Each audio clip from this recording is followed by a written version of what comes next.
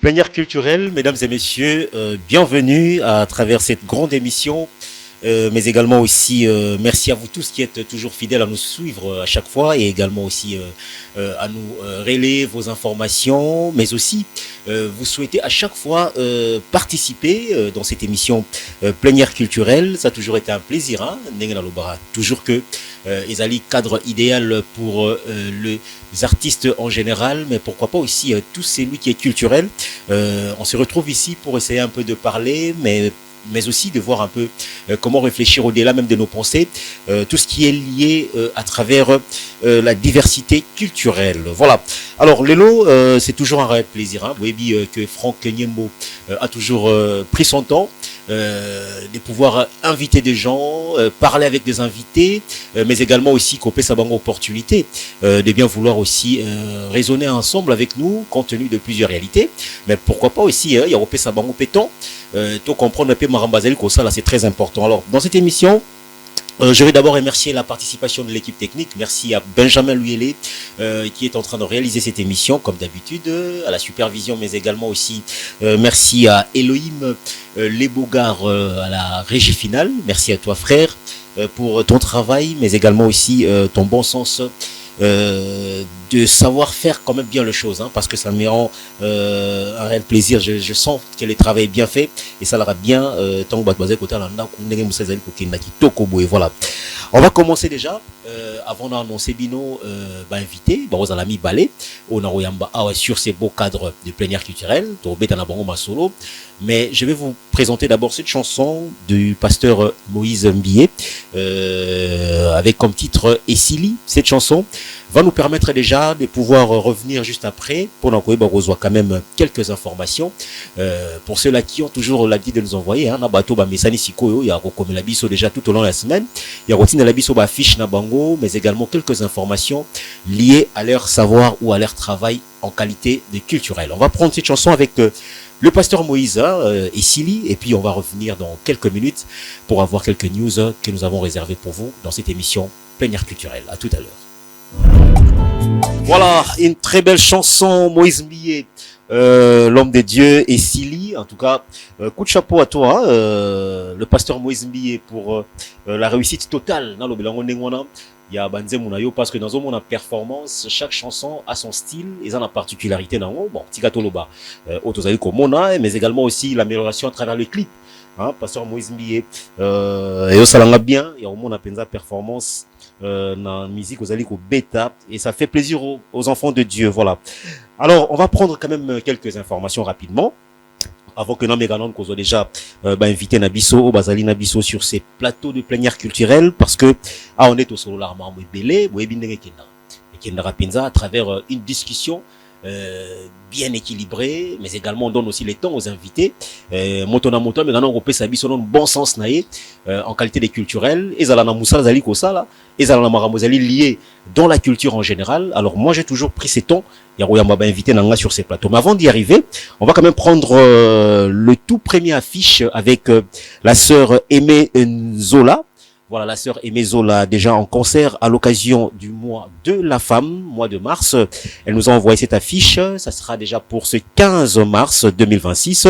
Ça sera un dimanche, bien sûr, à partir de 15h. La sœur Aimée Zola nous annonce déjà que les grands shows sera tenu sur l'avenue Lubumbashi numéro 1, quartier Bisengo, Bandalungwa, dans la centre de la poste arrêt horoscope.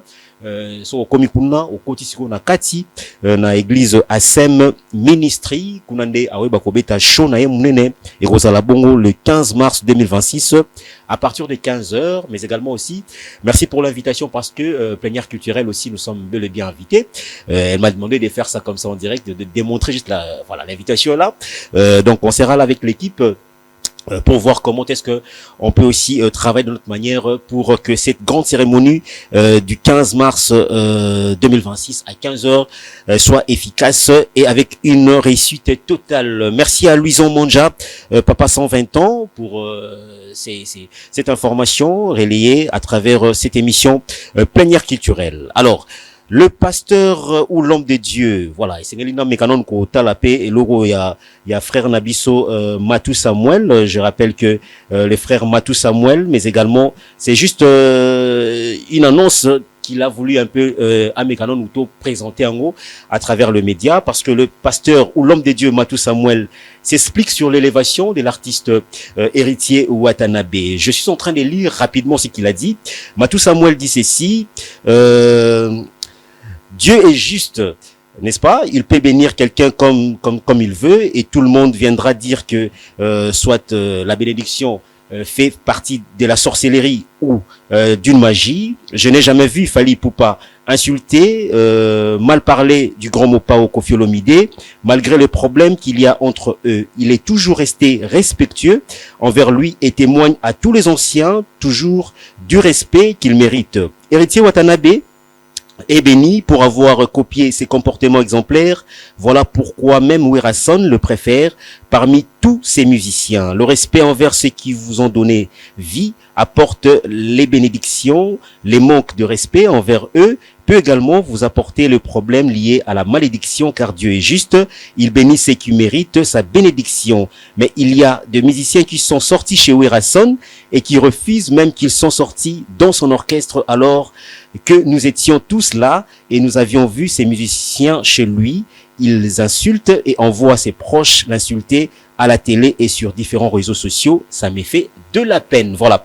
Voilà, c'est là qui juste un message que Matou Samuel Alinga qui a fait ça vraiment avec comme titre d'exemple, parce que ça cause aussi débat. Pourquoi Werason a ligné mini héritier Watanabe, pas les autres artistes? Bon, je ne dirais pas que Wera Azolinga Bangote, mais c'est comme s'il y a une méfiance ou encore manque de considération. Mais Matou Samuel pense peut-être par rapport à cette réflexion au Nauti Kotang et Labino tout à l'heure. Alors, Awasiko Nazoti qui est Labino non nous, bon, on a déjà artiste Oyo. Bazali prêt pour ko prester na mikilia ba paya soit na poto netolobaka, mais ceux qui yo continue na liste était mituna, pourquoi non continue na liste était? Est-ce que Zali manque ya kozwa producteur? Est-ce que Zali manque ya créativité? Est-ce que Zali peut-être que yo mon artiste Zali sûreté que au commis prêt pour na ko beta na ba ou bien na ba salle mythique aux Zali na poto? Mais je vous donne quand même quelques artistes déjà Oyo bango de leur part, ils sont prêts pour prester na Mikilia Poto. Alors, le tout premier, le voici, c'est Yajosar, avec le groupe Zaiko Langa Langa. Voilà, Yajosar déjà, il est prêt, à l'affiche est là, ça s'annonce très très bien. Josar Nyokalongo va prester aussi pour argumenter un peu son savoir, mais également aussi ko sepelisa bana nyonso poto ba diaspora congolais, et pourquoi pas aussi bande comme Samboka misusu ba ko savourer la bonne musique de Josar Nyokalongo. Alors Yami Balé, nous avons l'artiste Fabregas, maestro, qui a dit que maestro attaque au long ya ba musicien, attaque au long ya ba animateur, attaque au long ya ba danseuse mususu. Fabregas ne va pas prester ou va pas continuer sa course, je ne pense pas. L'artiste aussi nous démontre quand même qu'il est bourré de talent et de compétences. Maestro Yowana azobeta déjà ngala tchaba commentaire te bino mo na ba affiche ngezo bima na ba dates na ba isika ba robeta poso na wani ko lobebele koma azoloba bo azo sanjola o salate, mais bio mo tala kaka que maestro a déjà affiche a pesipe na date a pesipe na isika a robeta. Donc il y a pas de commentaire à faire. Fabregas, le deuxième artiste, il y a repé sabiso déjà message qu'il est prêt pour prester na libana yamboka. Alors il y a mis ça tout. Marama musique est compliqué. René Soso Pembe, Yewanape. Donc, il est déjà, Azcheli Baya na Mikilia Poto, Azobeta. Qui a dit que René Soso Pembe a Betate? Alors, le voici déjà. Il est prêt pour argumenter la bonne musique à travers tous ces mélomanes, ou bien Batunion, surtout, Oyo Balingaka, artiste, Nakombo ya René Soso Pembe. Mwana ya Fally Ipupa. Voilà. Alors, le quatrième artiste, c'est bel et bien le Quadra Koraman, Koffi Olomide, le grand mot Pao, qui déjà aussi, à son tour, nous annonce qu'il est, malgré tout ce qui est dit, Koffi Olomide, mais Koffi Olomide va aussi se produire, l'affiche est là, donc je ne fais pas trop de commentaires. On a l'affiche. Mission on a tché, et ça au bazali na première session babimi ou babeta na mikili ya poto. Ceux qui ont zate mituna pourquoi na zate izangata eza nenge makambuza nenge pe mundele déjà yebi nenge mundela kalena basal na badat. Donc Koffi Olomide on a déjà à Robeta comme artiste sélectionné congolais na Libanda Yamboka. Alors le cinquième artiste, nous avons Jésus de Nuance, Ferregola, n'est-ce pas, l'homme qui catalyse sa voix, l'homme qui est magnifique, l'homme qui sait nuancer sa belle voix. Donc Jésus de Nuance P, il est sélectionné déjà, Yemoko, il est sûr, la date est là, et les lieux où l'artiste va prester, Ferregola sera bel et bien accompagné, il y a Jet Set Mobimba, Barokende, pour que Babeta la très très bonne musique, pour l'honneur de Congolais, mais également aussi pour tous les Gaulois, Gaulois Nyonso, au Balingaka Jésus de Nuance, donc, tous se retrouver Moukolango pour savourer la très bonne musique. Mais également aussi, il faut pas oublier que c'est lui qui est en train de troubler un peu la musique, Azali comme ma musique na diapason moko extraordinaire, Fally Ipupa, avec le double stade de France. Donc, et si quand on a des équation belé, il y a Robeta Nae, mais Robeta Siko double, Bomoni Badat et Zami Balé. Donc, double stade de France, Fally Ipupa va bel et bien prester, malgré l'Obama, Stade de France, mais voilà, maintenant les affiches sont vraiment réparties dans toutes les plateformes, dans les réseaux sociaux, et quand nous le disons comme ça, cela veut dire que ça est vrai, artiste à Robeta, donc avec double date pour le Stade de France. On va finir, mais également aussi avec Inosbi, le tout dernier affiche, voilà, Tigre Inosbi, donc Yepé a confirmé que à Robeta na Mikili Poto, donc Maramongo, ils allaient vraiment mystique, hein. Donc alors lui c'est Arena Grand Paris, voilà, donc Inosbi, en tout cas bravo, hein, félicitations à toi pour na Musala Kitoko, Ozali Kosala, ça nous fait énormément du bien. Voilà, c'était juste les annonces. Nalina qui quand même n'a présenté Binongo, c'était très important pour que vous comprendre comment les choses évoluent. On va déjà recevoir le tout premier invité qui est avec nous sur ces plateaux. Narolinga vraiment, bocha moi to solola bien, to kene maramongo bien, parce que, et là on a ben ça qui est awa, ils allaient qui plus, likambu, il y a, bon, je ne cite pas les noms, il y a divergence, aux alliés coexister entre, deux artistes en question, mais, au bayebi, réalité à musique, peut-être si l'artiste qui est avec moi sur ces plateaux, va se prononcer de lui-même, mais, boyebi qui est musicien mi balé, oyo, bazali ko nongona na makambo etali autotune bazali ko comprendre te so ezala nini bon ngai na boya ki koloba belé na linga ki moko ya ba musicien c'est lui qui est dans les domaines ozali expert technicien na makambo ngo o pas vivara makambo ngo o pas saler la autotune soit à saler la ramonte na linga ki un des artistes congolais azalana biso mais pas le moindre artiste mboko Ouazali renommé, je fais le choix de prendre Patou Maïta Rossignol, Stars Musica, l'un des piliers de ces grands groupes qui est avec moi sur ces plateaux. Yende, Toé Bano Betamo Masolo. Ça fait longtemps, depuis Namaki Bango Awa, ça a pris du temps, hein. En tout cas, mais quand même, il est revenu. Rossignol, bonjour et bienvenue. Bonjour, mes vœux les meilleurs. Ah oui, voilà. En tout cas, apparemment. Ça fait belle rêve. Voilà, depuis 2026, ton côté, voilà. oh là. Bonne année Bonne année. Il n'y a pas de souci. Alors, en parlant de vous déjà, Rossignol, d'abord, tu te sens comment? Aux Zanda Kuno, mais il quand même, Ezumo Mikolo, ton monanité, ah, on a plateau, sentiment, les choses, on a recontacté, yo. Quelles étaient tes impressions, quand même, par rapport à l'émission en plein air culturel, hein? On va quand même commencer par là. Ouais. En tout cas, on a séparé dans plein air culturel, et là, ça l'a engaillé, tellement bien, les qui trop, et on s'en a mabé. Oh, dis donc. Donc, degré à standing. Ok. Donc, si on a Maliban des autres, on te peut goûter tenter comment changer par rapport à Banini. Plein air culturel. Boss Nabiso. Christian Loumou. Ah, Lukusa. Boss, mes respects. Oui, que ma chaîne, mais Yayo. Le boss Christian Loumou. Lumbu. Le boss Christian Lumbu. en tout cas me veut le meilleur. Naebi que t'es au dépensé. Si. Pour nous ça la chaîne. Vous avez vraiment beaucoup dépensé. En tout cas, Longonia. Voilà. C'est juste façon pour Chabino m'a invité à l'aise, oui. Dans le confort. En tout cas, c'est ça. Voilà. Bon, alors.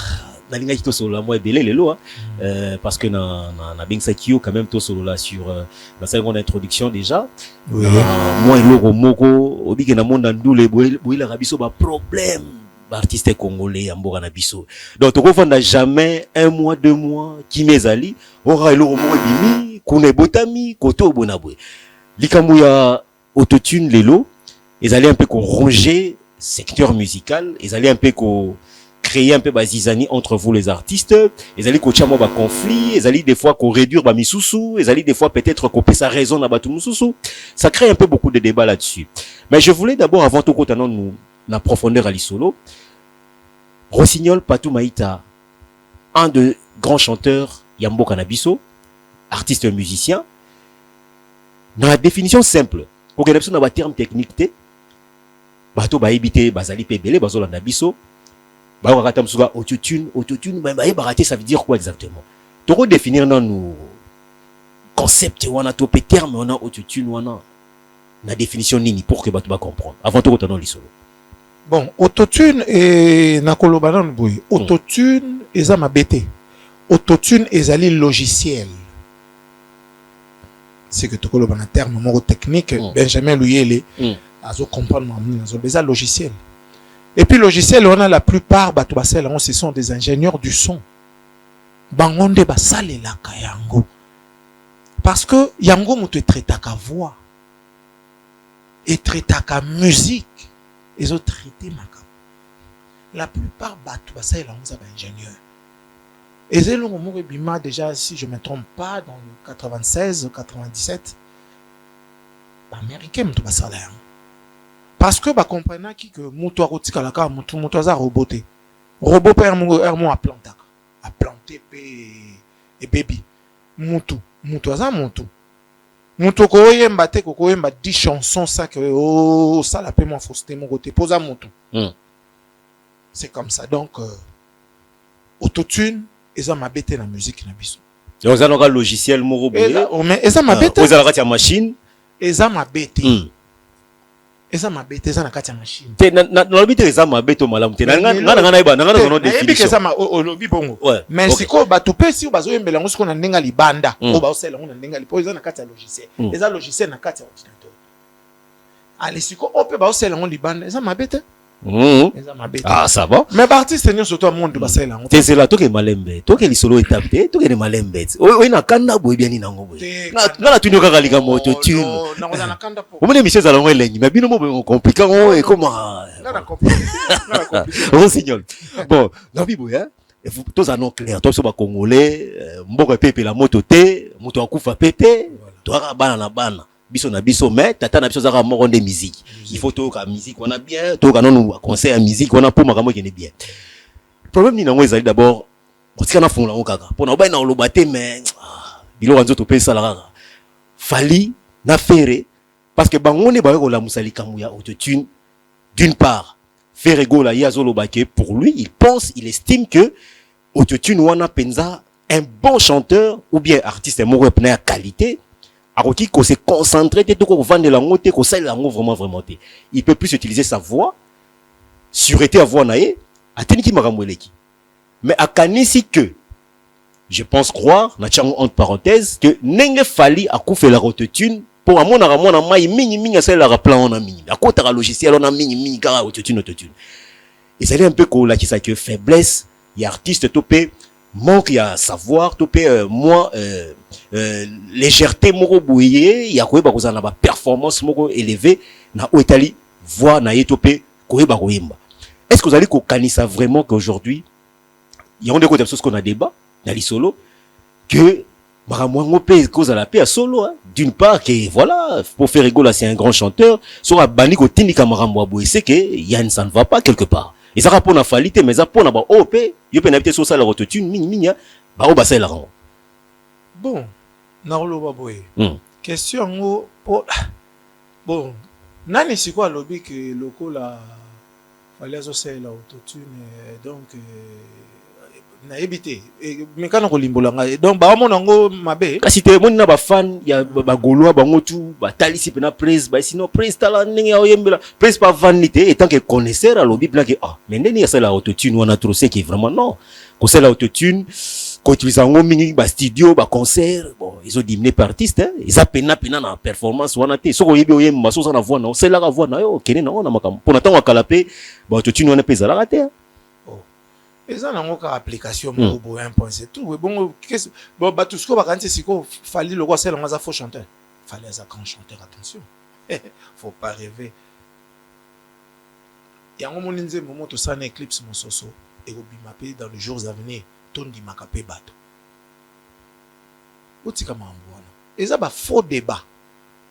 Faux débat et l'eau ils ont la moto. Mais l'eau quoi ne bima banda kalate. Les longs de biso ba congolais peut-être tout surtout qu'il y a et ça depuis 96, 87 si je me trompe pas et bien depuis les États-Unis na ba France et na ba 96 si je me trompe pas ba salela yango et ça loko mo bima nango kala ba tunde ba sutu kele yango siko ba ko mona ke o suki ndenge ni ba sutu kele ba o ba salela ba bani ko salela yango siko yo ba salela kango te ba non musicien ba yo ki solo ya autotune ba ebi na ba musicien quel non musicien on est en train de parler makambo talibino ba artiste yo zoko longola susu ba non musicien mais kasi ba mélomane te OK ba non musicien OK mais ba on peut avoir na peine na musique te ba yo ka bebino non ba yo ka musique la cité ke ba leki ba tuna musique pourtant bino bozo yo ka biso ba chanteur boyo ka biso ba guitare boyo ka ba guitariste boyo ka bo komi ko sala neti bo komi ko corriger les sous na bango mais bino boyebi na bino angote musala no musala wana te mozo ningo corriger na musala nanga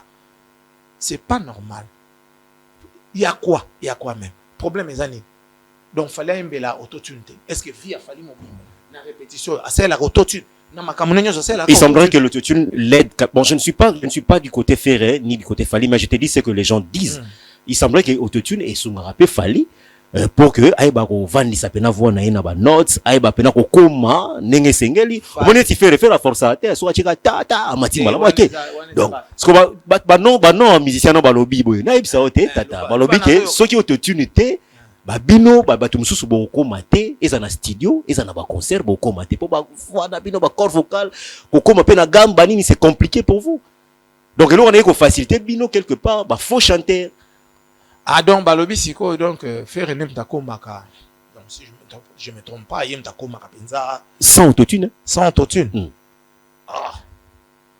donc siko na ba siko ba vie wana nyoso tu ba yemba kala ba papa Rochero ba to wana nyoso tu ba yemba mabe et donc faire nem moto ya e sala mambo na nyoso na erona ce que ça est difficile to bango parce que na ba autotune on peut to no sala ta yo ba lobit mais banda kala mais ils ala ta mais n'a que le monde évolue justement ah oui ce qu'on comprend na ba téléphone Android oh comment pourquoi signal si copine bolinga ba américain ba sala on fallait sala ngote est-ce que yango mtezo longo la fali qui grand chanteur est-ce que yango mtezo sala ki fali ya sala makambo azo sala telelo fali makambo sala le foka autotune et comme asiko sura la moki kana mbeto ba autotune non faut pas exagérer.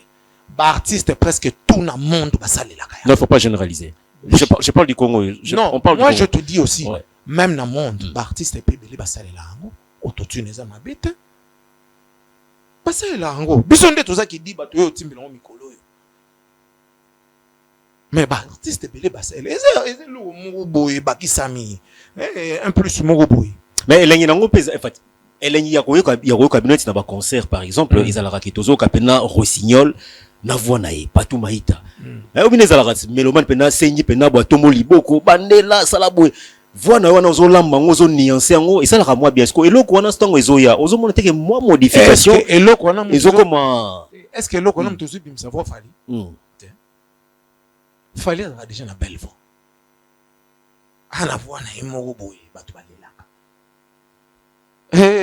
ana voix na ya ndenge na et donc allez ça ba non qu'on a ba mumi ba ole la voix fali et bon c'est quoi ça là a tcha autotune tanga betra na concert autotune depuis abandana ba quartier latin depuis abandana ba orchestre na bango kuna New City kuna bazana orchestre na bango kuna na ba flamme ba nini wana donc autotune ka ça là étoile ya mutu étoile ya mutu tondimaka pe bato yango bokoyoka titre nanga touta tondimaka pe bato Benjamin Luyele Benjamin faut yebisa pe Franck Niembo omoni micro nde tasimbi micro bo et asuna nini eza nani te na lubi mais kasi te babongisi yango yoka te soki na longoli micro te na autotune te yoka soki na longoli micro na lobi boye OK ekobima ndenge mosusu mais ntango na kotia micro na kuna na table pe kuna na régie babongisaka pe c'est toujours faut babongisa moto akoloba yembaka babongisaka ta kosi ate moto tout babongisaka et bon tokota studio point c'est que tokota so studio te tokota studio point ke tango tosilisaka banani siko batikalaka siko kokobimisa ezalaka ndenge oyembika bongo brut hein brut vous comprenez alemba mo babimisi yango c'est un traitement c'est bon mixage comme on dit mixage et l'accent justement neti bino bosala ki nzemu ya Karine Sita na lo basiko nini moi autotune pe kotaki papa parce que na olinga tokene preuve sur table hein, et ça la bien parce que tout à l'heure je parle de ça au lobby ke nanga ke non awa moi robongisa moi ba nini mais pas tout maito yaka ajumo loba nanga je suis un bon chanteur boye na boye les lo comme ko bien me la peine à sima autotune peut-être que comme mimona faiblesse mo boye père mo ba voix aussi ma autotune c'est ba faible yango tobetango awa tozobetango awa oyemba moi extrait ya Karine Sita oyemba ngo boye neto fa na plateau et puis tu comparer sikoyo au total na nenga clip bon sikoyo na koloba boye omoni oya clip eza différent na o na koyemba personnellement na ndenge bo traiter micro o na table et aux ndenge moko te parce que tant ba traitaka musique ba traitaka eloko moko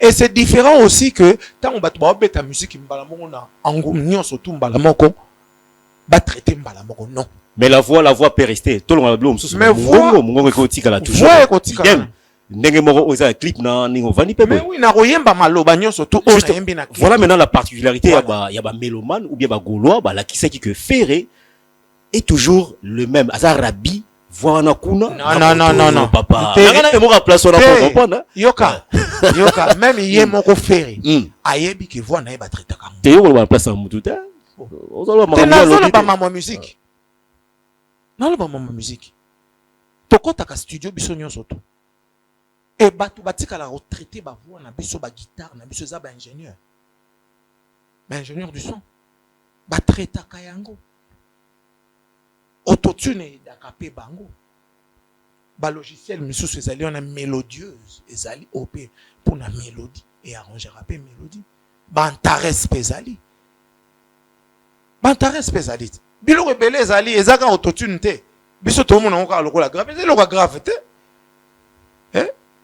fallait ezaneti ayena eloko moko boye mo 1+ moko boye pour à l'époque biso pena na Congo pena to sosela pena autotune te ke to yemba ngo boye eza neti bakisi 1+ moko na musique pa Congo et bakisi pe 1+ eza mabete moto akotikala moto okoyemba poko oza fatigué mais yango ekoyi koide yo matisi eza mabete yango te comme ça fallait faux chanteur fallait un grand chanteur grand quand je te dis grand jamais rataka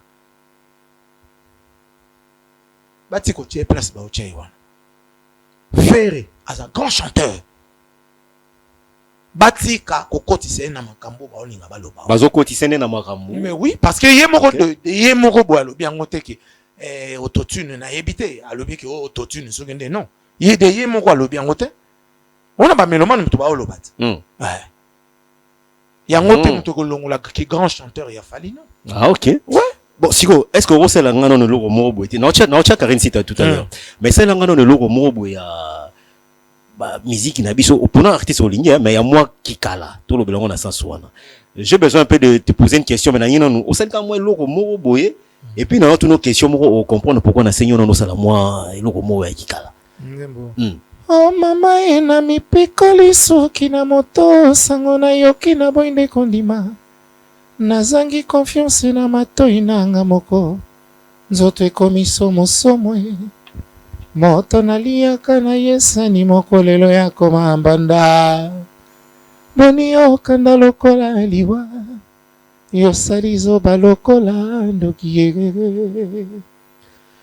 ove Carlito si tokende okosa siko ma mère chemise ya Ferré te wana nayebi nzembo wana te oyoka ngo nayokaka me nayebi ba nengo kateli yango pena boye zela te oyoka susu nde ayemba signal tokende bien la mission tokende bien oyebi oyoka yango quand même non sala kaka ta maloba ezoya bien te mais sala quand même te banzembo mususu ma meilleure chemise nayebi yango oyebi yango te ah ok il fallait obeta ngone po yango ne nzembo ne koti polémique koti kindoki balobi ke o nzembo wango nire à partir kutu ya ndeka bato baloba à partir ka ndenge ezali na studio kuna déjà noko ayembaki mabe libanda malgré autotune na ba concert na nzembo wana abetaka libanda ba organe ba demi-ton mo ebele peut-être na ngaki yo yemba ngo to chana on fait na ba o ba bato ebele ba osela ngo pe moi confusion d'idées hein? Parce que tu as chanté une chanson là ya kala awa manana j'ai senti ta voix c'est ça la meilleure autotune au moins la voix de l'artiste toloba yango na des meilleure autotune tout d'abord non artiste azaka na note note musicale guitare beti yazo landa guitare nezo beta po yimba na kati oui ya guitare ozala soit to benga ngo oui c'est ça donc voix ya mutu fali ayimba na kati ya guitare Ferré ayimba na kati ya guitare oui rason ayimba pe na kati ya nalobi batu tu bayimba na kati ya guitare soki asali mwa mbeba mukie po aza mutu oro lo basaka mbeba te na mukila kosi ezane tsongolo boko monsanto ça va les sous-monter. Rossignol, voilà. Alors on va prendre quand même oui, qu'on répondre sagement mais non, on a répondre on s'appelle Araboende hein. Donc kaka ba fali na ba Ferré ba vanda na ba héritier vous comprendre fali Ferré héritier wata botika ba fan bazo sala honneur à Congo mais pourquoi tozo nga to boya bango Inosbi Fabregas hein nayoka ba Ibrator ba sebele ba artiste ba sebele ba buna filé ba nini stars musique pe biso pe tozoyat bino bozalaka bozoya mais tozoyat parce que likambo ya kozala bino bozala déjà te yango na lobi tozoya c'est normal ve mon pao Papa Wendo azalaka déjà salaka ba succès mais à un certain moment ya kisusu na franc congolais bato o ayebiete bayokaka Wendo bato bamona kena bana mikina ba koko na ba kokololo bamona papa Wendo basepelaki ayaki les sociétés mokili zalaka likambo ya temps lelo na moment o soki tozoboya ba artiste nga na tangeli yo ba misusu baselika te parce que peut-être ba kombo ebongi mais na yebisio. Et puis photo ye bakango pe bien. Papa koki ko bota bana. Mwana liboso kozala, mwana mibala kozala, mwana misato kozala. Et loko nyonso tu muto banda ngo kazala kapekaka. Très bien. Très bien, voilà. Alors, tous on nous Karine Sita cette chanson. Ça sera aussi une manière pour Nabiso, il y a Romegano Koyoka pe Yembeli Kuna. Na banda nan o banango awa. Problème ezata? Koswana pebi tumba ezali pilipili mungu alibala Jésus Noël sheke Saki basomba kabo olingo Mbelenga na sombo ya Christian Lumbu Ponga ina monaka Frank Nyembwe Benjamin Luyele Wapi Elohim Très bien. Bon, tu mets ton avec le téléphone, bah, tu belé, bah, ça là déjà preuve. Bon, je vois qu'il y a des gens qui écrivent malgré les numéros inconnus, mais il y a des gens quand même qui nous écrivent. Il y a des gens qui font preuve que bazo la nabiso, boza belé, bota la biso. Merci na Serge comme business, Merzon Serge comme business. Merci, vous allez belé bota la biso, le grand entrepreneur, voilà frérot, la passion beauté. Place Bota Labiso. Total non Karine Sita. Une très belle chanson. Il y a Bandeko Nabiso Stars Musica Nambi Moko na Bango Awa Patou Maïta Rossignol. Mais na comprendre était on dirait Aboyi aboyi ko la ki sapena ke ko sale la pena autotune nenge o sale la autotune wana quelque part pe mona mai il faut c'est la père movo na obeboye musupa lobi te ke non mona mai bon ko sale autotune na ma bête et ça n'en bien. Il reste un peu sage dans ses dires. Patou Maïta se réserve un tout petit peu. Et c'est une manière peut-être de nous cacher un peu une vérité, naïbité. Donc, mais il est avec moi sur ces plateaux. Tous en nous, Karine Sita. Et puis, on va revenir dans quelques minutes, juste pour avoir quand même une comparaison de nuances, de voix. Total, nous, comment de l'autre côté, et Pesami, Nanenga Yembi Awa sur ces plateaux, Nengepe et Pesami. Et puis, on revient dans quelques minutes. C'est parti.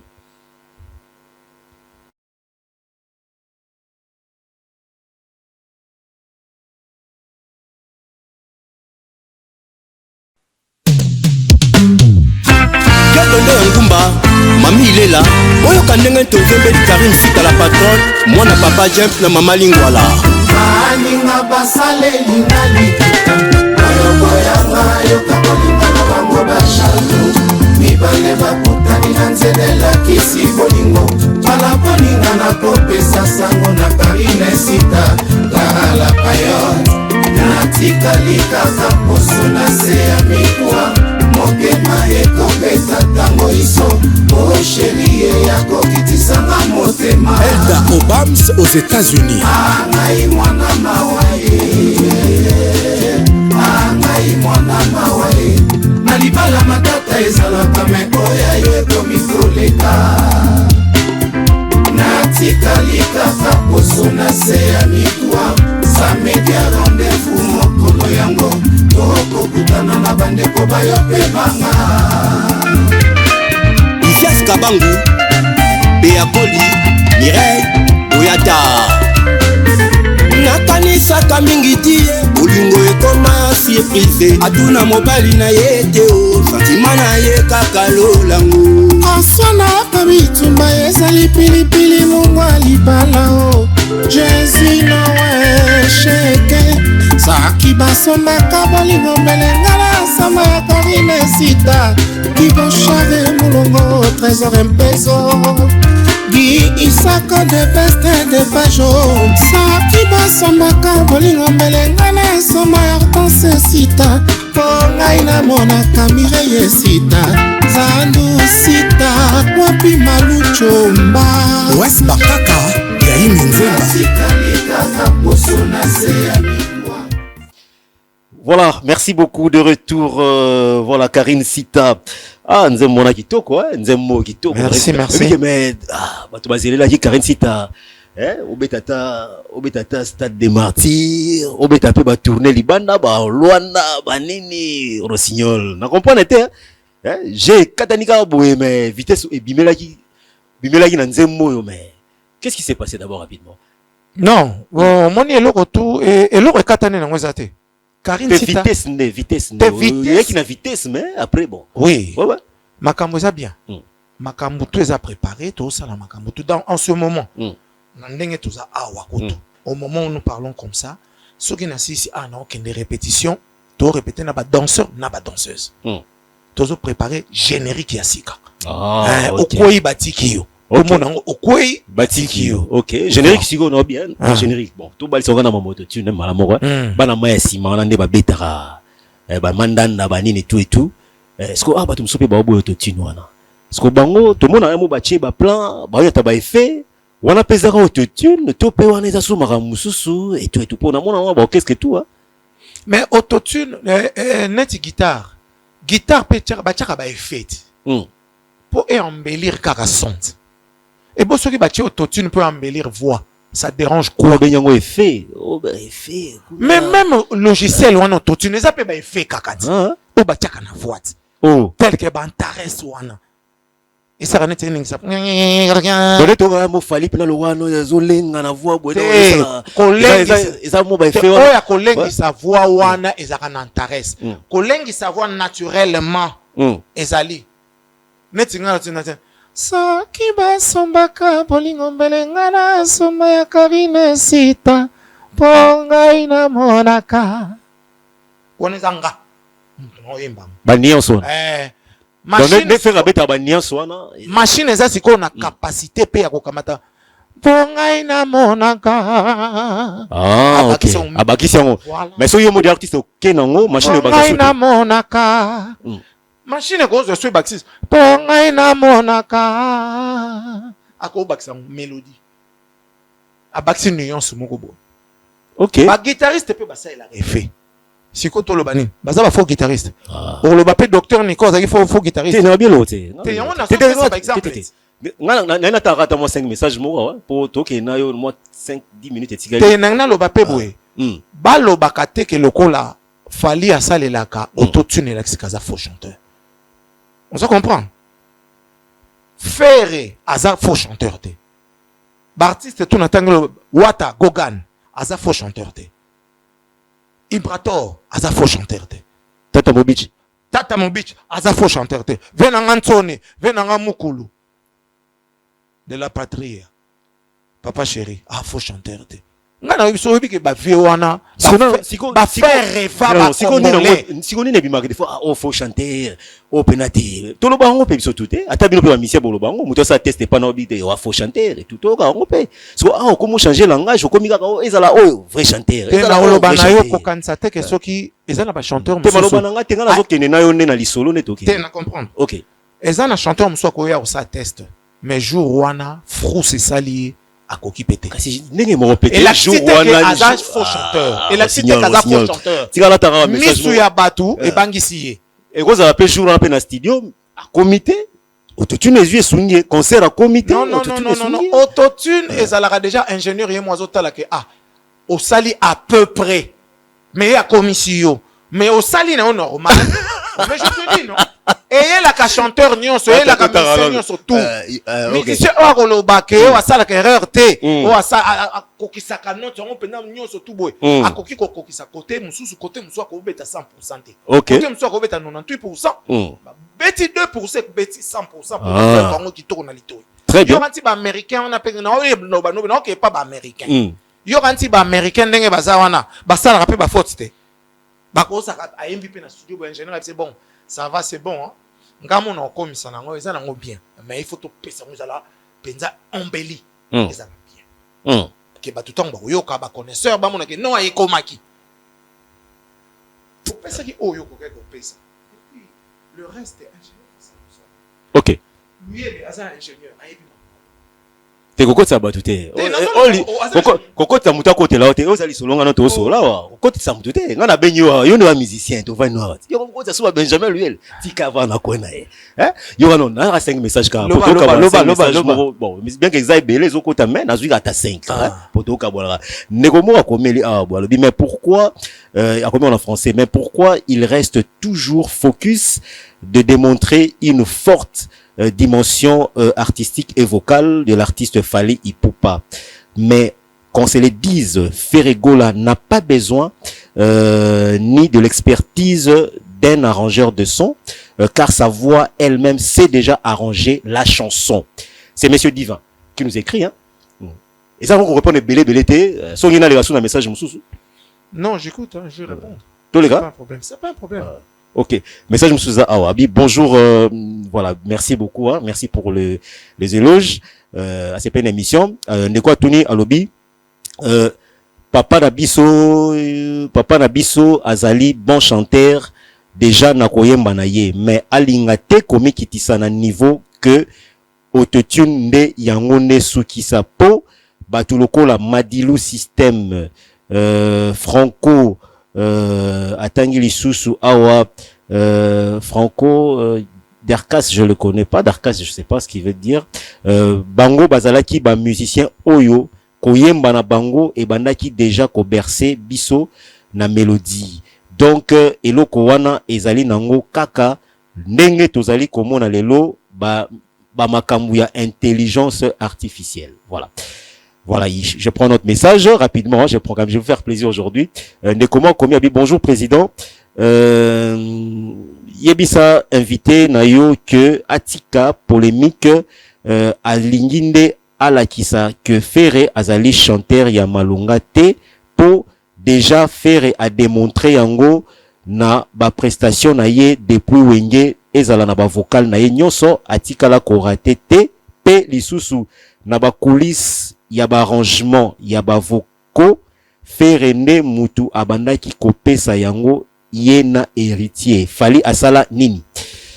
Ouf, voilà to sukata wa balobi baboyo balobi nayebi eyembeli ya Rossignol mais mukolo abetaki na Académie des Beaux-Arts ye moko pe asalelaki autotune te pona nini. Oh non, pardon.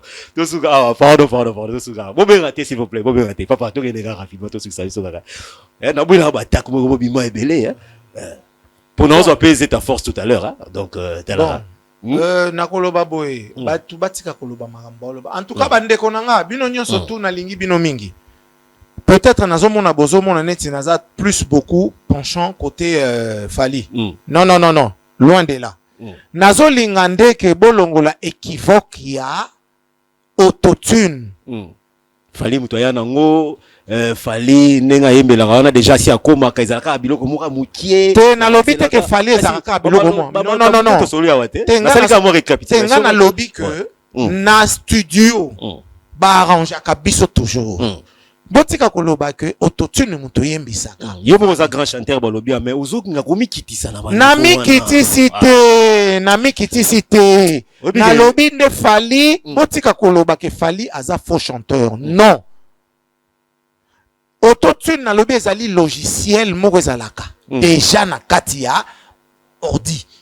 Eza logiciel moko neti application moko botol ba net na ba téléphone. Vous comprenez? Ezalaka.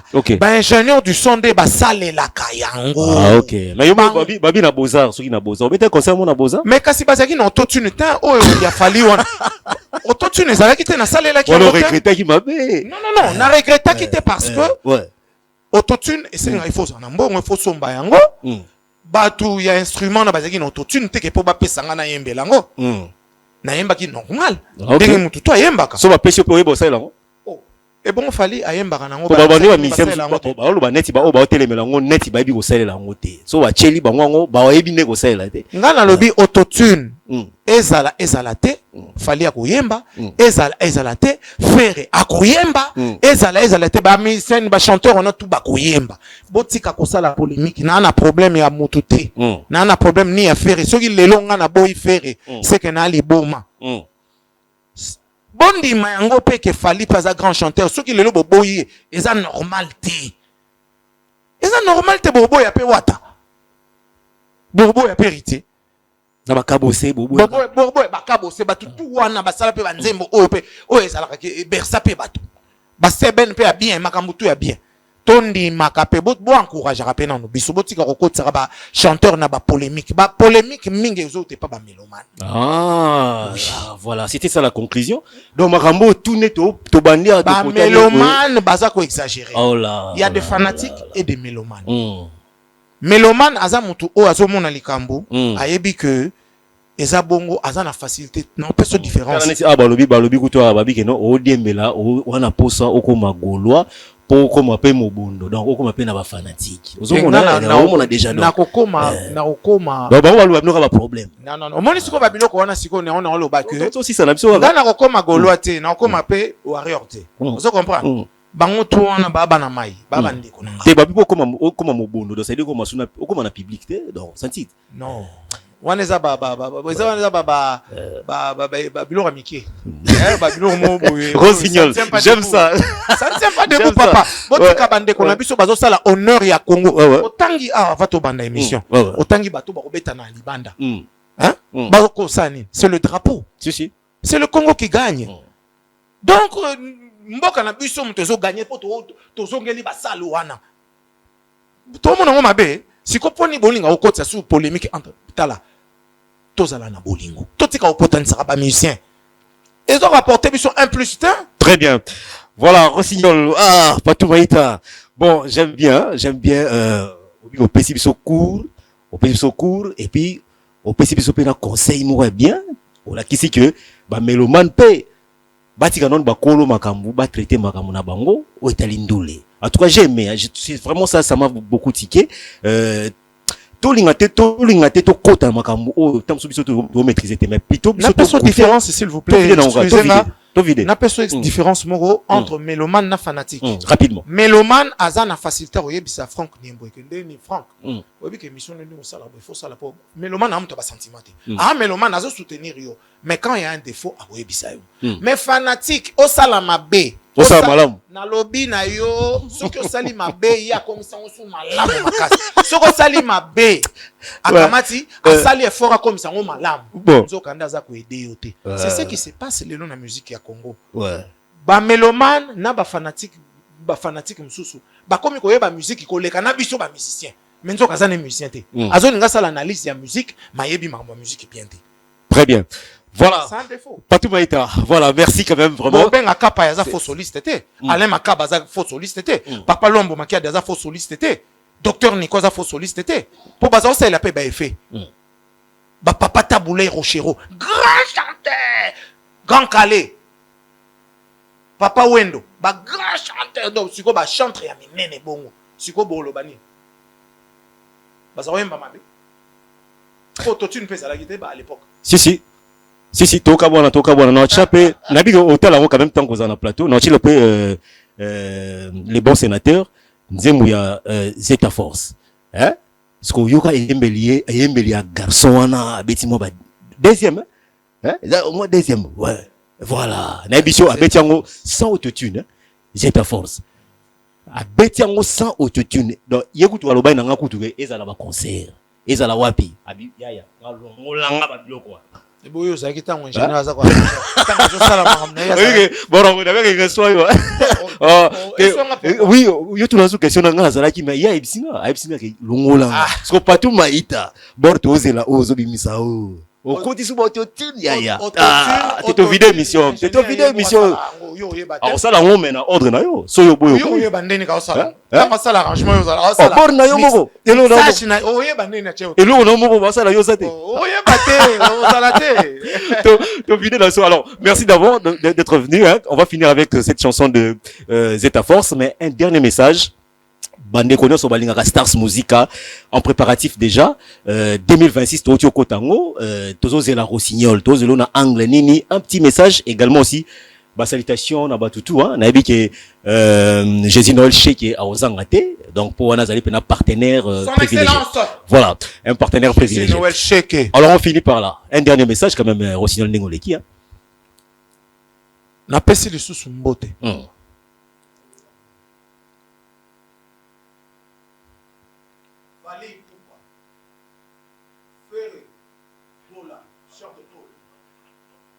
Votre micro, fina micro, voilà, on me dit que le micro, ce peli c'est bon, on est en direct, voilà, c'est bon. Allez. Narolo Baboy, Fali Poupa, Ferregola, Héritier Wata, Fabrigas, Ibrator, Inosubi, Natangi Bartiste, Nyonso tout ya Congo, Oyo Babetaka, musique, Narolo Baboy, tous à la uni. Ndeko na biso fali azobeta na Stade de France. Faire repère obeta kuna na France hein? Si. Obeta na France. To kende ndeko soutenir bandeko bazobeta à l'étranger parce que c'est le Congo qui gagne. Très bien. Toti kamakambu ya ba polémique entre nous. Parce que Fachi Beton mokonzi mukwa tombolo azosenga biso bolingo. Tant azosenga biso bolingo entre nous ayebi ke uti na kati ya Bible nzambe muta osenga. Très bien. Et alors tous à la uni. Toti kaba polémique inutile quoi apporter et loko mokote. Très bien. Naza mutuya falite, naza mutuya ferete, naza ekela muya nzambe. Tolobelika makambo ya musique. Bato baza ba grand. Tant ba osala makambo minene ba osala makambo minene. Très bien. Pour na Stars Musica. On finit par là. OK. Stars Musica attaque sans recul. Nzela zulu nzela velele. Tozo préparer générique na biso okwei batiki yo. Kidiba. Vous comprenez? Et zo bima kala mingi te. Ceux qui na longwe a na kei na répétition, toujours répéter na ba danseur na ba danseuse. OK. Donc bozala calme boyamba eloko na bino. O artiste na bino Patou Maïta Rossignol. Nazande ko na bino. Très bien. Boyamba Stars Musica. Bocha biso pepwa. Voilà. Ndenga bocha pe ba masana. Bazali. Na lo bape na ba ndeko na banyo sa ba artiste. Fali Poupa. Ferregola. Bino nyoso tupe bocha Stars Musica po. Toi, tu as payé à Bino. Très bien. Merci. Rossignol, voilà, c'est par ici quand même qu'on a fini avec vous. Hein. En tout cas, merci. Hein. Merci na passage nayo. Merci également aussi na ba mélomane, ba fanatique. Pour ba différencier biso prof a pesi cours. Ba mélomane, ba fanatique, ya Stars Musique. Merci na Bino. Si gomi tuna yoza epi, oza mélomane, toza fanatique. Pour prof a lobby. Donc, rendez-vous déjà dans le lobby, alors le mois after, à Kitty répétition, pour la repréparer, générique, au Koi Batikio. Voilà. Alors, mbote rapidement, on a fini vraiment avec vous. Ezali? Na pesa mbote, na bandina, nous repesa mbote, son Excellence, Monsieur le Ministre, José Noël Cheke, avec plusieurs bonsards que je salue. Je salue encore Maître Alex Kande, honorable, je vous salue. Nabi Kozani Musika. Na pesi mbote, lisusu na Hugues Masimango, ndeko nanga, Musika. Thierry Sindani, Sindo, na pesi mbote na bamasta nanga Fatima Seya. Très bien. Na pesi mbote na artiste nyonso tu ya Congo. Le Congo qui gagne. Toi appuyé bande konyo surtout bazo ke no beta musique kuna. Totika ba polémique inutile le télé biso le côté. Voilà. Merci beaucoup. Merci voilà. Allez, Benjamin Luyele, président Pato Lobby, Kalaté, on va vous recontacter. Hein? Kalaté. Vous serez recontacté. Au Koi Batikio Kidiba.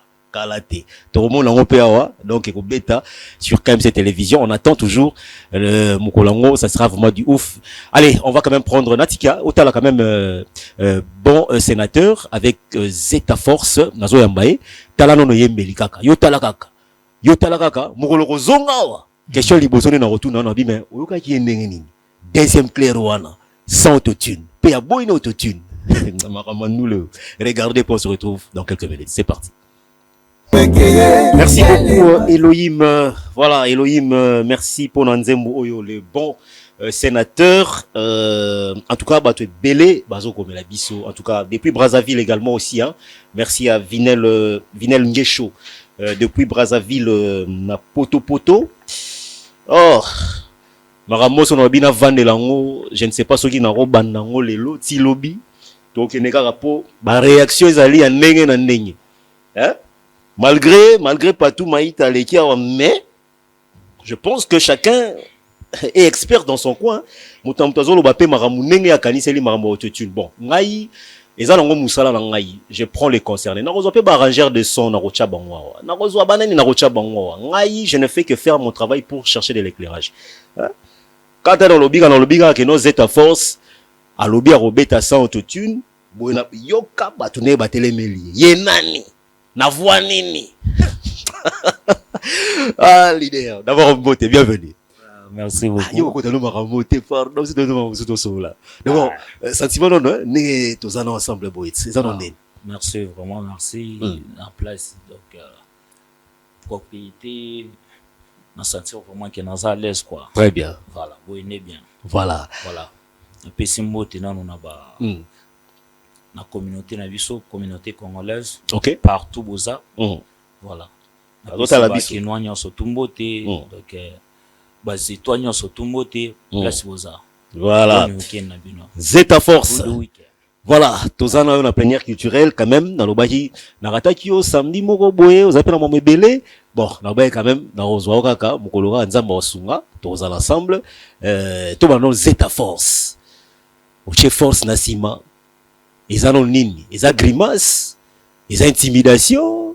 Tout ça na eloro mo que non force pe solo. Pourquoi tu es Zeta Force pour la nini? Zeta combo force et nini finalement on comprend pas. Ouais, combo Zeta Force, ils ont la force à solo, ils ont blaguité. Donc Zeta Force azo bunda pona ndule na ye moko. To sombi bestrima, ils ont bon ebeli. Na force na ngamongo. Il y a un peu de mitala vraiment habité. On a force. Oui, il y a un instrument au télé, mais on fort. Qui n'a pas instrument. Voilà ce que ça l'aura été autre là. Bah, groupe soit kala, bah, ok, c'est soit kala, au bazalara, na coulisse, bah, na casier, bah, ni bah, bête, na combo, bah, ni. Oui, on ça la fois, tata. Tout ce qu'il y a de l'eau, on a quoi?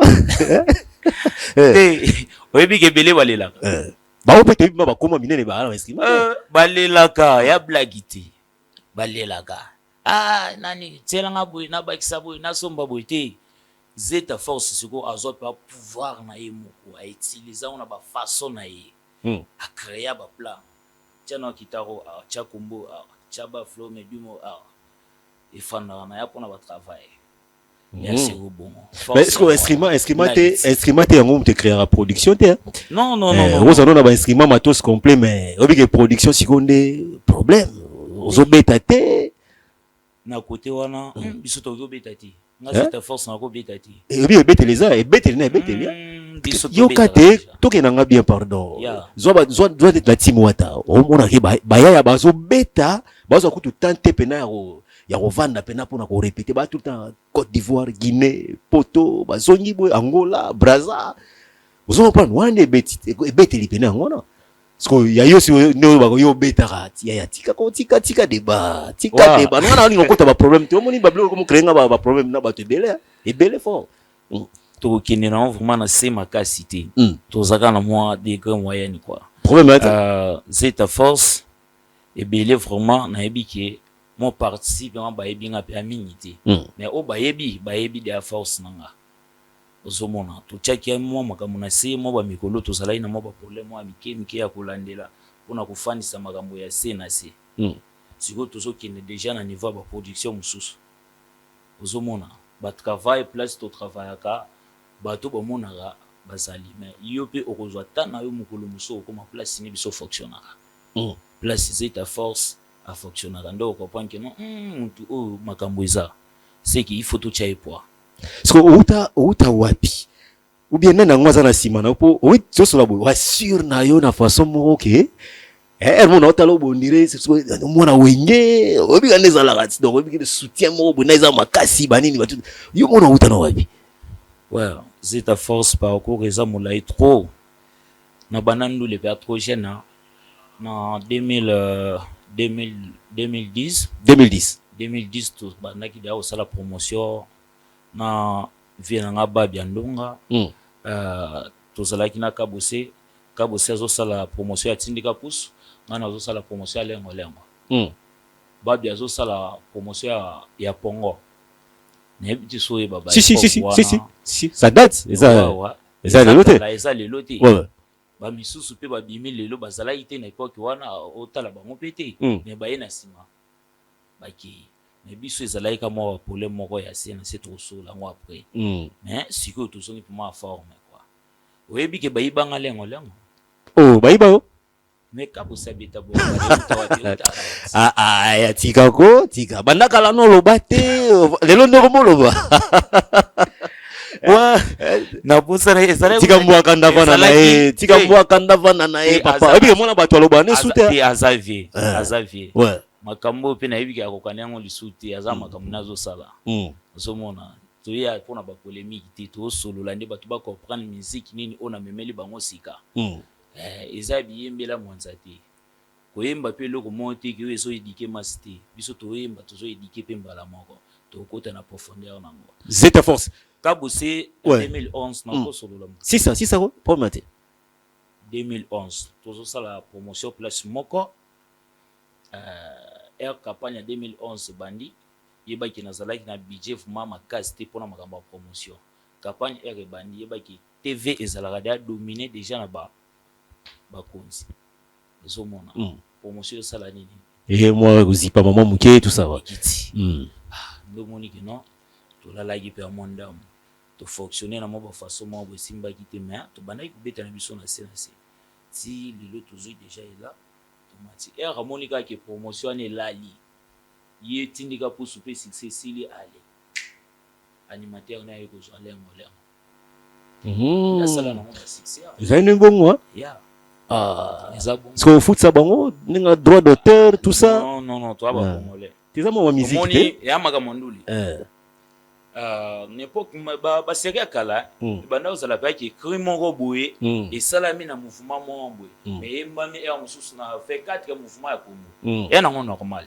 OK ya problème ti OK mais il faut koyeba kandeke non bon na renye na ngoboiza muto etel muto abana obita mais moi systématique ça la bien. Ah donc yo solela on la ka ke via kanisa yo na moi systématique tes za no to sola za no ma musique ya babilo ri ka bo sepe ya solola na epe so za ma mususu na babilo wa kala ekota lisuti ya wa makambo akala okay siko na babilo wa sika générique kinangi utso sala masika ça na ebité so déjà au soit qui na suite au tinelenga kaka les bons sénateurs les bons sénateurs makasi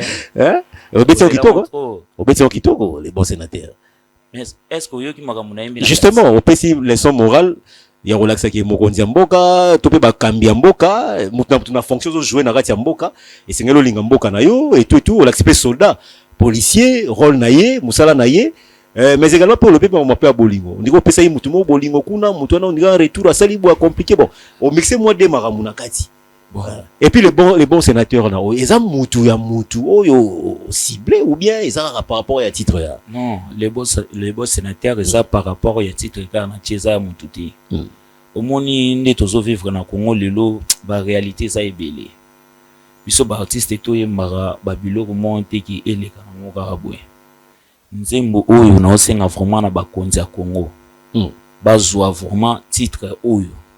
Bati yango na ba chaîne nyon surtout au ya éducation et ça bien makasi to yimba teke kaka chéri na nga chukinga bo chéri na nga tsenga bo te il faut kotalisa mutu na mutu musala na ye les bons sénateurs to talisi mutu na mutu bulo na ya oki kusala na suka na ngoto che bolingo bolingo na to cheki en pamba te Yango na soka na comprendre te.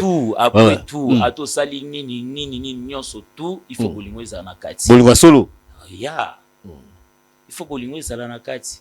Ah donc le tu es contre ba divorce, tu es contre ba séparation. C'est ta force ça contre ngo. Logiquement par là. Ouais. Ba divorce c'est ça bien te. Il faut ko yeba ko sala choix ya bien. Il faut ko yeba ko maîtriser pe mutoza na ye. Eza bongo. Ozomona nga vraiment naza na ba place wana nyonso tu na yembi soda malamu akokengelaka ekolo na ye mokonza malamu akobongisa mboka na ye mosala ya police ekobatela population na biloko na bango ngana pona kyoto fanda na libala monamu donc soda malamu akokengela ekolo na ye okotrahi mboka te jamais. Batio qui non ça la surveillance awa tia sécurité awa omoni moto yena kanyaka yo sali nini obendi otraiko mabe biloko tozo vivre on a Congo trop yango policier ba yebiso kinde sala musala boy yo ti ko sala musala okay okomi ko kanga batu na ba biloko moko boy okomi ko sala ba biloko boy est-ce que ozo sécuriser batu wana ou bien ozo tia via batu wana na danger compliqué. Alors, c'est ça. On a place ya mukonza malamu abundisa mboka naye. Est-ce qu'il y en a aussi? You know expliquer. Tu vas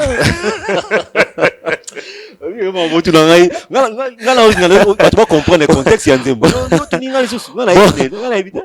Ah ouais, boss Bruno Kossi. Ah les gars boss, merci vraiment na nyoso to sala rapport na Zeta Force, mère rêvé, Kaj wa Mukaj école de serre. Ministre Nabiso, ministre provincial, Levier Léo Mulumba, PDG. Merci vraiment na musalo zo sala. Kini ekota na ngoka bopeto, ataba boy, ataba matiba kiti, ekota na ngoka bopeto. OK, voilà. Les boss sénateurs ils ont nsimbu moko vraiment besoin au sérieux. Yo pas okyo edenga na promotion. Siko batu ba obanga omoni bon tika na lobaka ils ont façon que Zeta Force otali sokoye na vuya wana ya ndule otali kotoyo wenge otali kotoyo quartier latin otali kotoyo la team wata otali kuna jet set bazamu ebele otali boye stars musica omoni ba vitesse ba okena ngona est-ce que yo otali lobi so na kena ndenge ya bango mbangu wana fo na miyela kaka na ndenge boya mwana malamu enfant docile na ba conseil ba nini okimano ba makambo boza moi logique quoi eza façon que bato ba okelo mawa bato batala ki non opena mwana malamu Zeta Force ba nini enfant docile très poli po bato basomba mwa bachana yo bachaoka obeta pe bandule okimi ba affrontement na vitesse andule ndenge ezalaka biso tokokima makambo wana te tumesana nango de atongo tokoli nango ti nga avant nazala na ozita force tozalaka na obana maison mère ti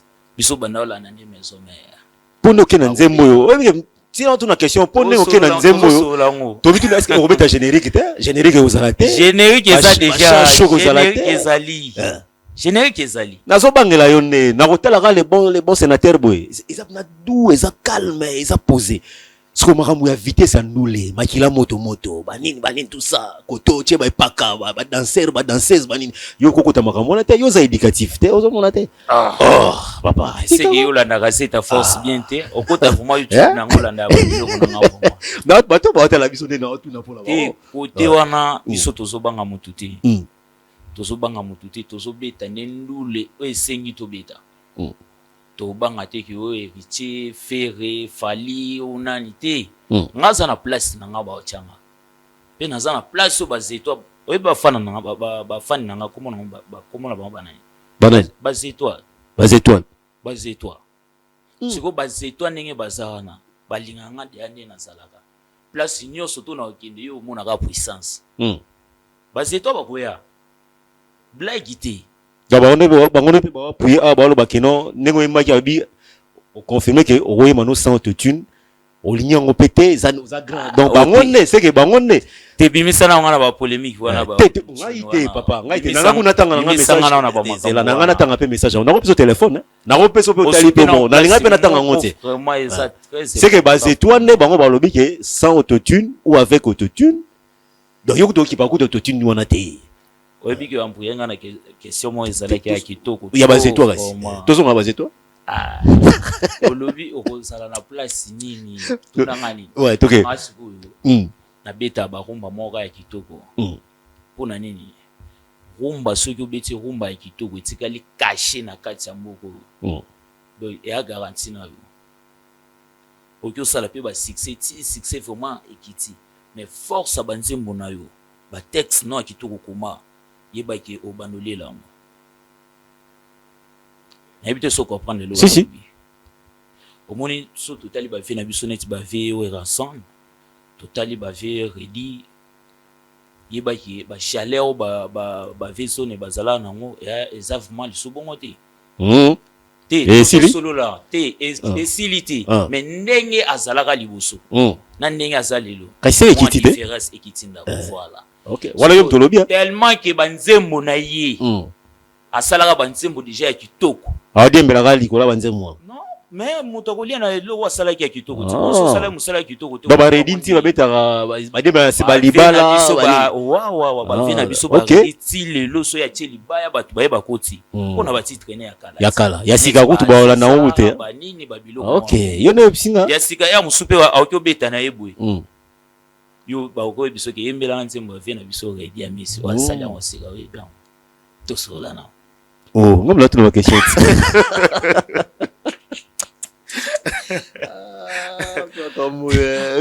toki na tala ntino na quartier latin grand mopo yembelanga de nzembo nayebi élégance élégance ko ça va eza mpe na succès makasi papa bona quadra yo tuna zo nini soki tokie na concert na ye toyokaka babiloko moko ya kala bato base retrouve betela biso boro bazoyembela bango babiloko ya kala bato baosika babiloko ya sika eza babiloko na bango mpe ya sika eza lisusu eyopeza esu makasi te po bagaspiller déjà énergie trop ekomi na ta vraiment ke bapema mais tellement ke musique ya football te bapema te attaque eza vraiment ti na ba 90 ans aso attaqué bandole ya siko devoir nanga zeta force ezaki nasala banzembo bien etikala grave na mitu ya bato nasala nzembo mo te ka ya satima babiloko mo bo eleka ka bo te ezala pe bien par rapport à bachon neozoloba na zeta force pose à la grave p mais tu utilises aussi quand même la participation d'artistes MC sur ba featuring apparemment côté on dirait que ozo se focaliser te linkara individualisme yomoko obeti loko toleka ouais ngai disque na nga titre na ngo garde vie na garde vie to na 5 titres DDG bimi tous en les beaux sénateurs de Jébimi, tous en générique qui fait de Jébimi, tous également ce qu'on a 3 titres. En 3 titres, tous en des featuring, il y en a 4 mois, autant à bateau pour travailler dans bango, et ça dit, bon, ça c'est aussi ce boulot.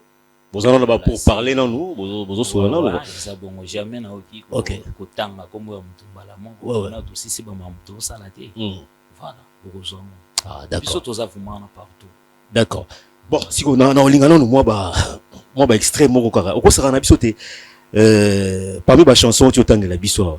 Au sali moi loko moko ya les bons sénateurs kamuke, au sali na bord mususu ya parmi les 5 hein. Donc ça kana biso kaka tant au même biso no bongo pour aller ngaso chanter à zape na donc la so moi ba a capella mobo même biso boy comme ça on a observé et puis na parler pe batala na nous pour ba biso ba lobby awa mon émission ezala moi genre moi songi pe libane ezokota trop et babi na nengo zo lobela lokola ya JDT mulopwe ozolinga ozoyemba lokola muke JDT mulopwe ba lobby pe awa ozopesa pe face muke lokola JDT mulopwe. C'est ton idole préféré ou bien ça mutumo bo imitaka artistiquement parlant ou comment? Moi réponse on est plutôt que non moi capella. Il y a Jackie on a vraiment via parler via parler asa vemoko na linga vraiment na imba na mouvement na à époque on a azo répéter dans la crèche. OK. La imiter trop. Ah ya mwana ko? Na travailler pour na ba voix na. Boni que bato batala bien. Batalo na parler, balobi malamo. Travailler trop na ba voix. Voilà. On a bien mon gars. Voilà. Alors place ça vraiment ba mbote na. Zeta toleka siko saka na biso non mom. Soki tokena loketo nanga volant soki tozongi na bilengi pepe bilengi nanga sukali elengi ya nzombo na musaka elengi ya nzombo na musaka elengi ya nzombo na musaka elengi ya nzombo yango na lova na ngayo Christelle my love yango na kaka na ngayo komase my baby elengi ya nzombo na musaka elengi ya nzombo. Wow. Waniza titre ya Domi Mavinga. OK. Voilà. Yango wana tozana beta so mo mi balé. Après awa tozala mingi trop na Eza yo moko oh babilo na ngamo. Kasi on dirait monde na yembi. On dirait ndenge na yembi boy. Bayi bangoti. Te bayi bate. Na ba travail. Pour nous mozo raisonner non nous lo batekela kio non tout ça ça babilo ko moko nazo ko ya kobimisa ngo nazo libo ya kobimisa ngo awa mutuka ukuzala ba kaptira ngo aki a chance ngo pesa en couleur monde eki ezalande bongo combien besoin ngo awa ningo wana. OK Besoin trop bongo. Chéri napesaki yo bolingo mama yo pwaki yango na se napesaki yo bolingo bebe totiki yango mosika napesaki yo bolingo mama yo pwaki yango na maye bolingo ekeye quelle ingratitude je t'en prie yebisanga nini nasala probation d'amour nanga concrète Wana siku eza na les beaux sénateurs. Les beaux sénateurs. OK. Kuna utai kubeta na Domi Mavinga. Toza siku na boyo bimisa bilo basikana na l'équipe. Ouais, au protégeant tout bomba. Tout c'est voilà. Alors, il nous reste quand même 5 minutes, on va finir déjà rapidement. Nalinga qui quand même opé sa biso parce que batubata la biso basé belé. Bon, obsinga ke ozo sala mouvement topé oza déjà dans mouvement bien que celui d'un instrument bah tu vas comprendre ici kawana parce que je vais poser un peu des questions par rapport à ma production. Je ne sais pas, est-ce que c'est un groupe d'accompagnement Zeta Force, ils allaient orchestre vraiment, ils allaient mimi tout peut-être moi mukena bah tu vas comprendre. Zeta Force eza kombo nanga. OK, c'est Zeta Force eza kombo mouvement. Mouvement ezali complet. Tout travail ka chaque mercredi ezala ka couliste sur Kulumba. Batu bayebi kingabwa bayebi avenir Kulumba référence pour show tozala chaque vendredi to répétera à plein air na bar moko eza na Koweït. OK, sur avenue Mukila na kingabwa et pas à maître Nico chez maître Guy Mobile Matania maître Guy vous allez chaque vendredi à partir de 17h30 si 22h de Tokataka. Voilà, Zeta Force Aza, il y a un orchestre Mobimba. Donc ceux qui ont la production, au bien ici pour moi Zeta Force, au monde appelle orchestre Mobimba et que y a un autre défoulé, na ninge kusenga. Très bien. Surtout ça, to yemba kana nyonso. Na autotune, to yemba na ngo, c'est to yemba nyonso tout. Ouais. Biso to boya gati. Voilà. So yeli biso to tune to tchao ta, to nyatsi na ngo. OK. Oui, sec to ko beta ngo. C'est ni to na biso la problème. Biso to za na ka. Yolana babilo wala ba fanatique te, monte. Yo ki ba ngote. So muta ine streama moko bozo travailler nango soki yo kolinga travailler nango so ko travailler nango te na sataka mal à l'aise on travailler na o tiki na yo si omoni voix oyo nde to travailler ka nango esengaka il faut babiloko ebele e accompagner yango poni balukela kaka voix moko balukela ba guitare kaka voix ba yeli yango synthé kaka voix ba yeli yango drum kaka voix ba tshela yango ba micro voix kaka esengaka il faut ezala accompagner na babiloko mo vraiment ebele na kaka voix babiloko mususu ekoya ne beaucoup de système kaka voix il faut ezala accompagner pe mutu to koma pe na sindi na ya wana ezala ba stratégie eza eloko alelo te ba vie mozi basala ngo déjà kala eza mabeti so yemba pe na voix féminine yembi na ba Zeta Force pas na sindi na non bazati mais bayaka na bango so intervention na benga bango bayaka bayemba au bon chap na officiellement boy non na chit et c'est ya to ki ko chap place pe mo pona ya non ils sont possible ko chap non eza mabeta OK eza mabeta eza te ke vina mo pa mutabandango ba vie bozi ba travailler déjà na ba mumi déjà yo yebi ba mo pepeni ba vina ba zala na on époque wana kotala yeka pona leloti grand père kotali pona leloti oui, bah succès ni bah vient ba sala kala. Voilà, les abons. Voilà. Zeta Force. Bon. Ce que to vidé na biso hein, mais plaisir et aux ala siko que moni ki ça Congo to linga pena que et ça absolu plaisir organiser pena rencontre moko munene na ba musicien tout ya groupe Zeta Force.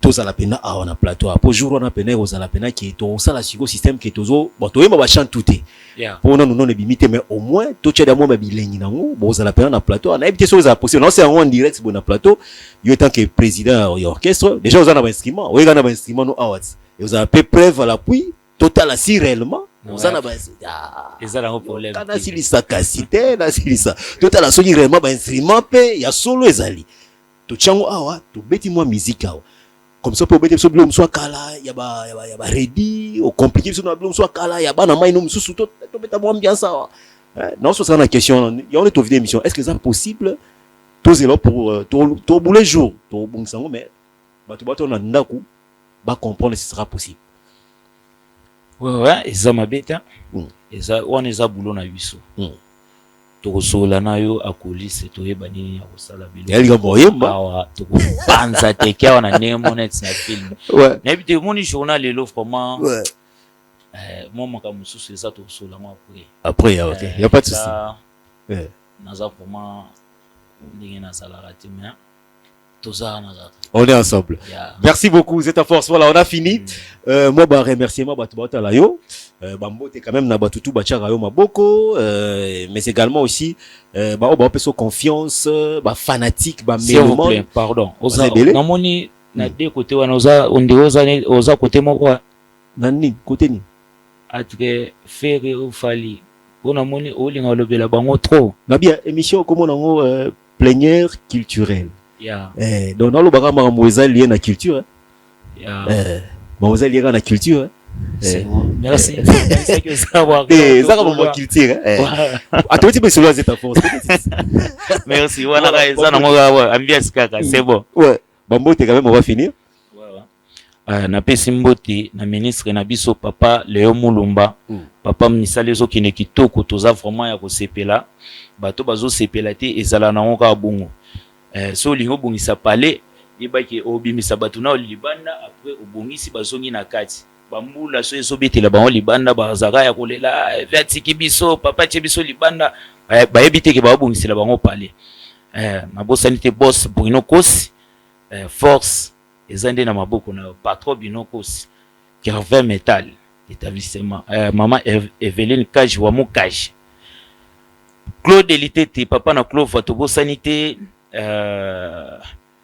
les petits Jonathan tobosani te bana Kingabo Mubimba maître master zalaka pembeni ya Zeta Force bazozela yo bamona yo na clip ya lebo sénateur yebaki na ba répétition pe bazana posa na yo ozomona na te master il faut komona na ingénieur Benjamin tobosani te na kati ya Kingabo ya esprit ya ngoka ya ngwana biso tozawa na kaka tozobunda biso cop na biso la ndule très bien ndingo yaka ko soutenir biso donc merci na yo merci ya bana Kingabo nyonso tout merci na ba maître nyonso tout ya Kingabo ba DJ Ramazan na MDD tobosani te DJ Dali na Sapoto voilà basilité baza ebele émission sili est-ce que bakata vraiment autant tout est ebele donc tout ouais Michel Selengbe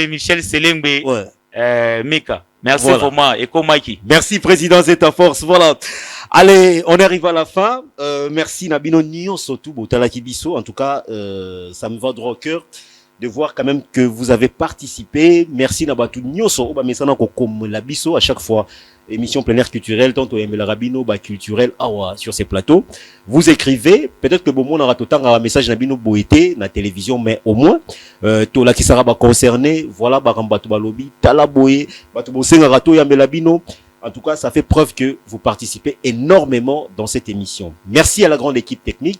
Je pense comme ça à Elohim, à la régie finale. Elohim, Hello. Voilà, les beaux garçons. Voilà, je te salue, frérot, pour ce grand travail. Merci de ce que tu démontres.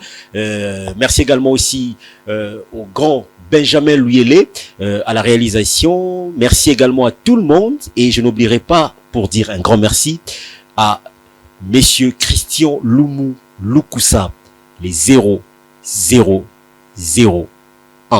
les boss. Voilà. Je vous retrouve déjà très prochainement.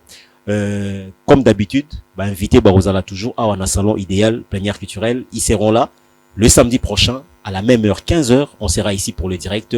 Et surtout là, restez fidèles sur nos programmes KMC Télévision. Allez, bye bye. Au revoir.